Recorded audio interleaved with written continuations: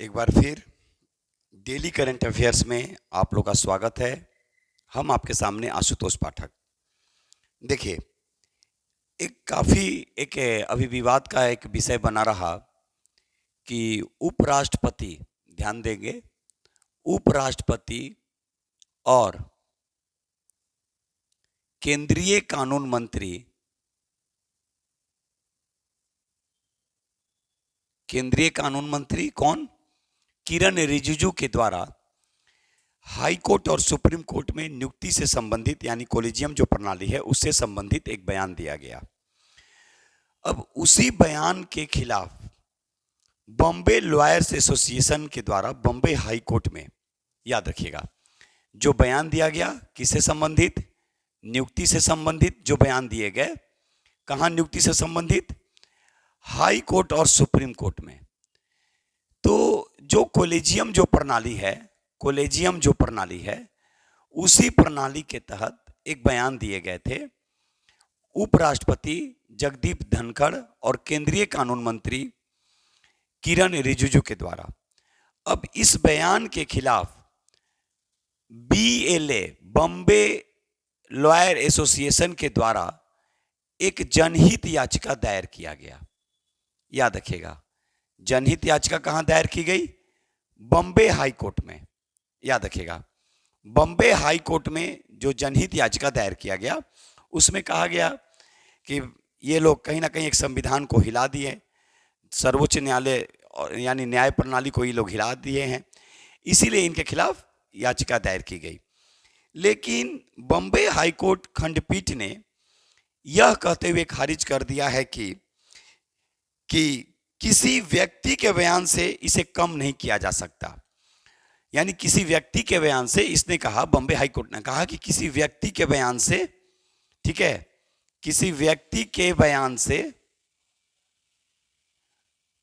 कम नहीं किया जा सकता। जो इसकी महत्ता है, किसकी महत्ता? किसकी महत्ता? उन्होंने बताया कि जो संविधान का जो महत्व है, यानी संविधान क्या है भाई? देखिए, पूरी तरह से सर्वोच्च और पवित्र है। इसने कहा संविधान क्या है? पूरी तरह से सर्वोच्च और पवित्र है और इसे किसी व्यक्ति के बयान से कम नहीं किया जा सकता। न्यायपालिका के बारे में उन्होंने क्या कहा? सर्वोच्च न्यायालय के बारे में उन्होंने क्या कहा? तो सर्वोच्च न्यायालय के बारे में उन्होंने कहा कि लोगों की जो विश्वसनीयता है,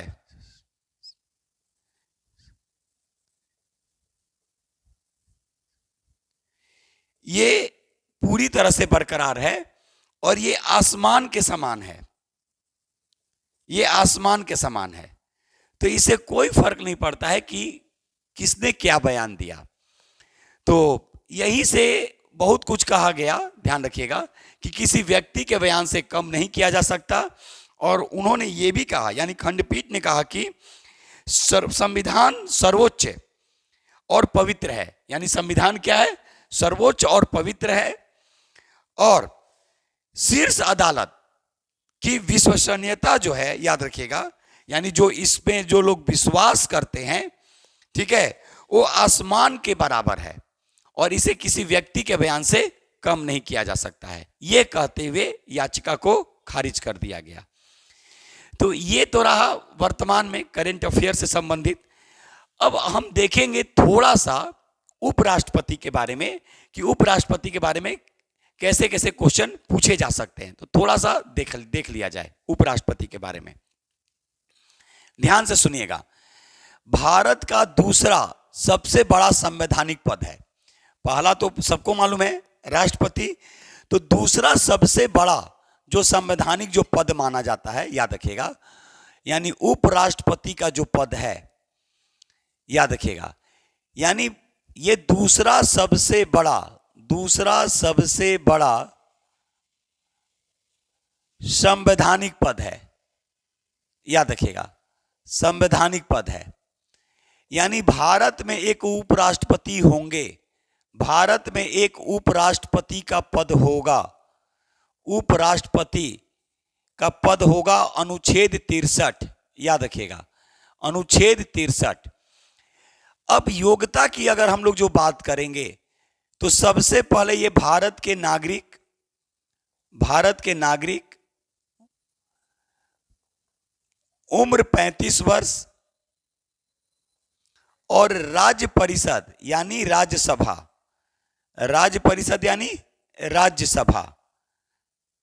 के सदस्य बनने की योग्यता होनी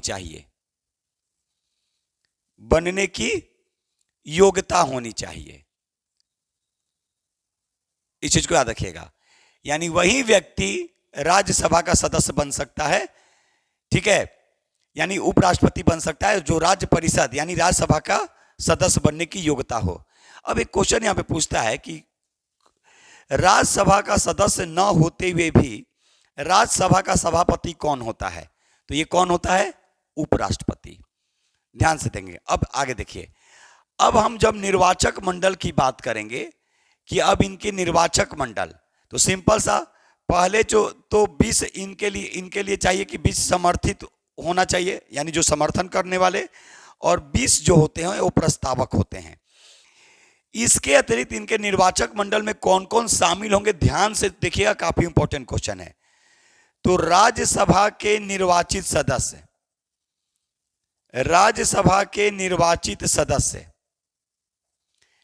राज्यसभा के मनोनीत सदस्य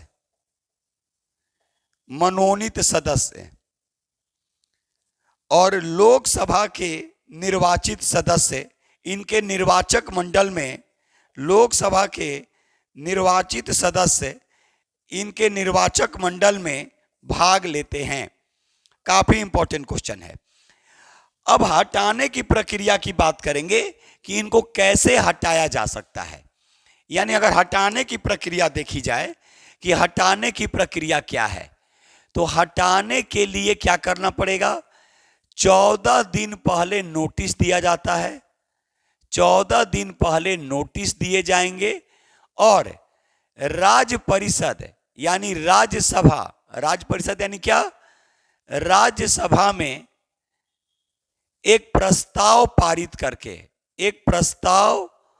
पारित करके उपराष्ट्रपति को हटाया जा सकता है। लेकिन अगर त्याग पत्र की बात करेगा तो उपराष्ट्रपति अपना त्याग पत्र राष्ट्रपति को देते हैं। तो ये हम आपके सामने एक संक्षेप में, ब्रीफ में रखने की कोशिश किए और मुझे उम्मीद है कि ये आप लोग को जो हम सेशन जो लेकर आए हैं डेली करेंट अफेयर्स, आप लोग को पसंद आ रहा होगा। तो अगर पसंद आ रहा है तो लाइक कीजिए, सब्सक्राइब कीजिए और शेयर कीजिए। एक बार फिर बोलेंगे ताकि दूर दराज के जो गांव में जो बच्चे बैठे हैं उनको भी बेनिफिट मिले। इसमें जो भी और सुधार की जरूरत होगी आप लोग जरूर बताइएगा। एक मेरा छोटा सा प्रयास जारी है और इसको और आप लोग के जो भरोसा है, आप लोग का जो भरोसा प्यार है, ये मुझे और भी बेहतरीन तरीके से करने के लिए प्रेरित करेगा। तो जहां भी सुझाव होगा आप लोग जरूर बताएंगे ताकि हम भी इसमें सुधार करके धीरे धीरे ही सही लेकिन हम लोग आगे बढ़ते रहें। तो चलिए फिर एक नए वीडियो के साथ बहुत जल्द मिलेंगे।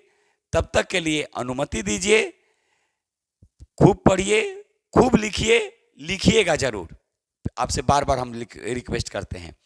जय हिंद, जय भारत, भारत माता की जय।